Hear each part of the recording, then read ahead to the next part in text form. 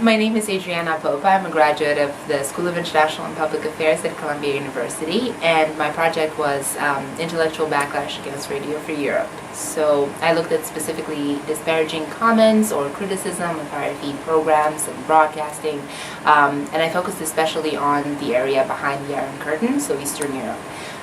It was interesting to see backlash from multiple points of view. So I looked at backlash from the American side, from their institutional partners, from people like Frank Altschul, who was one of the founders of RFE. And then, of course, I looked at specific backlash or criticism from Eastern European countries, from people who were actually living in those places during that time.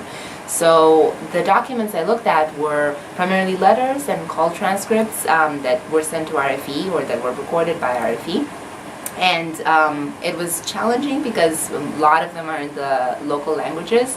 I do speak Romanian, it's the only local language I speak.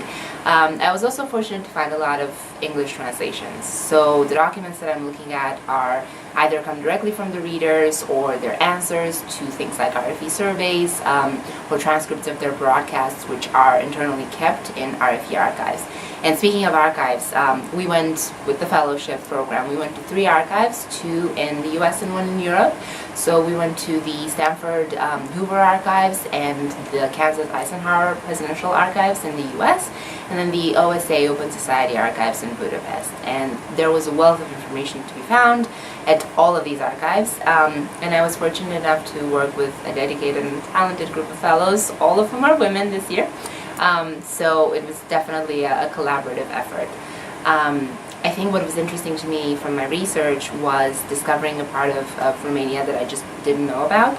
And the research led on to so many parts of our society and of our history and different perspectives that I hadn't considered before. I'm certain, almost certain that this would lead to other research topics and more papers after this. But all in all, for me, it was a wonderful and educative experience.